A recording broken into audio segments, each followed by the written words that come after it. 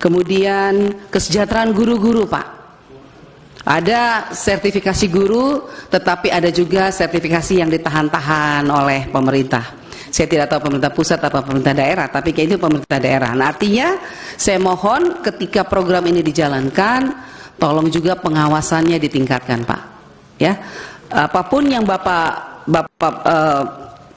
putuskan di tingkat pusat, tolong pengawasan sampai ke tingkat daerah harus menjadi prioritas, karena tidak ada gunanya kita bicara program dan anggaran banyak kalau pengawasannya lemah. Nah, ini yang terjadi selama ini. Kemudian saya juga mohon Pak, ketersediaan guru-guru di daerah pedalaman. Kami dari fraksi Partai Demokrat pertama-tama mengucapkan selamat untuk pemerintahan yang baru. Semoga ada semangat baru, ada kekuatan baru, dan ada terobosan-terobosan baru, apalagi untuk kami di daerah 3T, supaya daerah 3T tidak tertinggal, terluar dan terbelakang, tetapi bisa menjadi terkemuka dan terkenal. Itu kerinduan kami daerah 3T. Oleh sebab itu yang pertama kepada Bapak Menteri Pendidikan, sebentar Pak, salah sebut nih. Ya, Bapak Menteri Mendikdasmen ya, Mendikdasmen. Saya sangat bersyukur dengan pendidikan bermutu untuk semua. Dan doa kami Pak, semoga pendidikan bermutu untuk semua ini betul-betul terlaksana dengan baik sampai ke tingkat daerah, khususnya daerah 3T. Karena kita ketahui selama ini bahwa persoalan di daerah 3T masih sangat kompleks. Kalau kita bicara soal prasarana dan prasarana sekolah, masih banyak yang hancur. Oleh sebab itu kenapa Komisi 10 meminta kalau bisa pembangunan sekolah, sarana prasarana sekolah itu ditarik kembali dari PUPR, diberikan kembali kepada Komisi 10, karena kamilah yang mengetahui paling banyak berapa sekolah-sekolah di daerah kami yang betul-betul rusak parah. Bahkan masih ada sekolah-sekolah yang layaknya kandang binatang, Pak, tapi isinya manusia. Itu sangat menyakitkan sekali, apalagi menurut saya sebagai daerah yang 3T, saya rasa ini tidak adil. Dan ini sudah saya berulang kali saya katakan kepada para menteri yang terdahulu. Saya berharap dengan pemerintahan yang baru, dengan Pak Menteri, saya berharap rubahlah wajah-wajah ruang kelas yang layaknya binatang itu, tetapi betul-betul bisa layak untuk ditempati oleh anak manusia. Apalagi mereka tertinggal dan terbelakang, mereka penuh dengan harapan-harapan dengan pemerintahan yang baru. Yang kemudian saya juga memohon semoga dengan pendidikan yang bermutu ini Pak, kalau kita melihat masih ada data, memang ini data 2023. Untuk tingkat SD saya bicara soal angka putus sekolah Pak. Untuk anak yang tidak sekolah itu datanya ada masih dari 23 juta siswa untuk SD saja. Itu masih ada 0,67%, ya, ada 160.368 siswa yang tidak sekolah. Ini yang tidak sekolah. Kita belum bicara lagi yang putus sekolah. Yang putus sekolah, data terakhir BPS itu 2015 memang ada 58.000. Nah, untuk SMP masih ada 6,93% atau 698.000 siswa yang tidak sekolah, dan yang putus sekolah masih ada 271. Untuk SMA lebih tinggi lagi Pak, masih ada 21,61%. Artinya dari 5 juta siswa SMA masih ada sekitar 1.162.000 siswa yang tidak sekolah. Itu yang tidak sekolah, masih ada lagi yang putus sekolah. Inilah sebetulnya kegagalan sebetulnya yang kita melihat, bahwa pemerintah mengatakan, kita semua selalu mengatakan bahwa pembukaan undang-undang memajukan kesejahteraan umum, mencerdaskan kehidupan bangsa. Bahkan pasal 31 ayat 1, setiap warga negara berhak mendapatkan pendidikan. Ayat pasal 31 ayat 2 ayat 3, meningkatkan keimanan, ketakwaan dan serta akhlak mulia dalam rencana mencerdaskan kehidupan bangsa. Tetapi pertanyaan kami dari Demokrat, kenapa masih banyak anak yang tidak sekolah dan masih banyak yang putus sekolah? Inilah PR besar untuk Pak Menteri yang baru ini, ya, menyelesaikan PR-PR yang belum diselesaikan oleh pemerintahan yang kemarin. Dan tujuan kita semua adalah pendidikan bermutu untuk semua betul-betul tercapai dengan baik. Oleh sebab itu Pak, sekali lagi saya mohon perhatikan angka-angka putus sekolah dan anak-anak yang tidak sekolah ini. Yang berikut Pak, saya juga mau sangat setuju dengan asta cita Kabinet Merah Putih. Semoga ini betul-betul bisa memperkuat pembangunan sumber daya manusia khususnya daerah 3T. Lagi-lagi 3T Pak.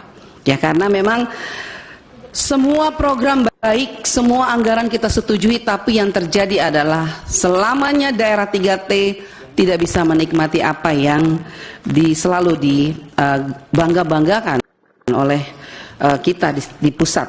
Contoh saya sudah katakan tadi, salah satunya sarana prasarana. Kemudian kesejahteraan guru-guru Pak. Ada sertifikasi guru, tetapi ada juga sertifikasi yang ditahan-tahan oleh pemerintah. Saya tidak tahu pemerintah pusat atau pemerintah daerah, tapi kayak itu pemerintah daerah. Nah, artinya saya mohon ketika program ini dijalankan, tolong juga pengawasannya ditingkatkan Pak. Ya, apapun yang Bapak putuskan di tingkat pusat, tolong pengawasan sampai ke tingkat daerah harus menjadi prioritas, karena tidak ada gunanya kita bicara program dan anggaran banyak kalau pengawasannya lemah. Nah, ini yang terjadi selama ini. Kemudian saya juga mohon Pak, ketersediaan guru-guru di daerah pedalaman. Masih banyak daerah pedalaman yang tidak ada guru karena terlalu jauh. Dan ketika saya tanya, ada beberapa guru yang betul-betul memang luar biasa, mereka walaupun di pedalaman, tapi mereka mau mengajar, melewati jarak yang terlalu jauh, berkilo-kilo, ratus kilo, lewati sungai, lembah yang cukup curam, tetapi mereka menjalan. Maksud saya adalah, tolong juga diperhatikan kesejahteraan guru-guru di tingkat pedalaman. Mungkin gajinya tidak bisa disamakan sistem kinerjanya Pak. Guru-guru yang di kota masa disamakan dengan guru-guru yang mengajar di pedalaman. Yang di kota bangun pagi naik mobil sampai mengajar selesai. Tapi yang di pedalaman mesti naik perahu, turun lembah, segala lewat sungai, lewat apa? Kalau kita NTT mengatakan lewat kali yang besar. Mesti tunggu kalau musim banjir, mereka mesti tunggu dulu. Kadang-kadang ada guru yang hanyut terbawa banjir. Maksud saya beri penekanan kepada guru-guru yang di pedalaman. Apa yang kita mau melakukan untuk mereka? Paling tidak ada perhatian pemerintah secara khusus untuk mereka di pedalaman. Paling tidak diberi reward atau apa Pak. Mungkin gajinya dibedakan dengan guru-guru yang enak-enak saja di kota. Artinya kalau guru-guru di kota kan tinggal jalan, tapi di sana itu susah sekali. Nah, saya mohon penekanan itu Pak. Kemudian saya juga minta kita masih tetap mesti memberikan keadilan kepada guru-guru swasta.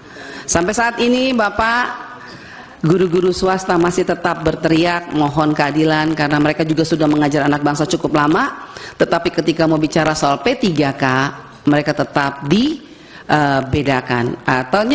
Ternyata ketika kita melihat bahwa ada di Permendagri 348.5 bahwa setiap guru-guru yang akan mengikuti P3K mesti mendaftar melalui instansi pemerintah. Nah, jadi ketika mereka daftar di sekolah negeri, maka ketika mereka lulus, mereka harus mengajar di sekolah negeri. Nah, bagaimana dengan sekolah swasta yang awalnya mereka mengajar di situ, tapi mereka tidak bisa kembali ke sekolah itu? Nah, ini menjadi kekosongan di sekolah-sekolah swasta. Mohon Pak Menteri, Bapak Menteri yang baru, tolong masalah-masalah ini mungkin dibicarakan lagi dengan Kemendagri, apakah ada pasal-pasal atau keputusan Menteri yang harus dirubah supaya bisa mewujudkan keadilan sosial bagi seluruh rakyat Indonesia, baik siswa maupun guru-guru maupun sarana prasarana pendidikan. Kemudian saya juga mohon Pak, semoga pendidikan untuk semua, pendidikan bermutu untuk semua ini, terutama layanan pendidikan inklusif. Bapak Ibu, di pedalaman banyak anak-anak yang tidak bisa bersekolah Pak, karena orang tuanya takut anaknya diperkosa di tengah jalan. Terlalu jauh jarak antara sekolah dengan tempat tinggal mereka. Akhirnya orang tua, siapa yang mau melepaskan anaknya kalau pergi sekolah ternyata diperkosa di jalan. Nah, ini harus menjadi perhatian kita semua, karena bagaimanapun mereka adalah anak bangsa yang tidak bisa kita lupakan. Walaupun mereka di pedalaman, tapi mereka punya hak yang sama karena ada undang-undang yang melindungi mereka. Jadi saya mohon Bapak Menteri yang baru betul-betul memperhatikan baik guru maupun siswa-siswa, anak-anak yang ada di daerah-daerah pedalaman, Pak. Karena mereka juga mempunyai hak yang sama untuk mengecam pendidikan di Indonesia yang kita cintai ini. Kemudian untuk terakhir, sekali lagi Bapak Ibu, mohon juga untuk saya senang mendengar berita bahwa akan kembali ke ujian nasional. Ya, betul sekali kata saudara saya tadi mengatakan ini jangan terburu-buru, tetapi saya yakin pasti Pak Menteri bisa memberikan keputusan yang terbaik, karena memang kenyataannya sekarang banyak anak SMP, SMA lulus tetapi tidak tahu membaca. Literasinya jelek sekali. Nah, ternyata saya tanya, kenapa ya? Kok anak-anak tidak pintar tapi lulus? Ternyata katanya, kalau saya nggak salah ya, saya nggak tahu nih, ada Bu Sekjen, katanya kemarin itu diharuskan wajib lulus. Apakah itu benar?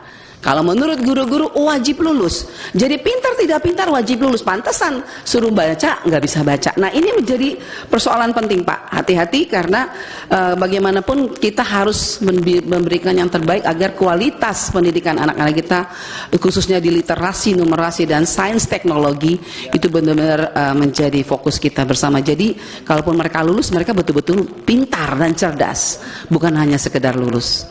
Masih banyak lagi Pak Menteri mengenai, banyak sekali ada permintaan juga dari guru-guru untuk PMM yang kemarin diadakan, kalau bisa ditiadakan, tapi masih ya kita serahkan semua kepada Pak Menteri yang baik saja bagaimana. Yang penting jangan menyusahkan guru-guru dengan program-program yang harus menggunakan data dan lain sebagainya macam. Akhirnya mereka kehilangan jam mengajar, hanya melelahkan para guru, dan akhirnya tidak maksimal program ini. Mereka belajar baik, tapi mari kita, kalau bisa kita lihat lagi Pak, apakah ini perlu dilanjutkan atau apa kita ganti dengan yang model lain, tapi harus tetap tujuannya adalah untuk meningkatkan kualitas pendidikan di Indonesia.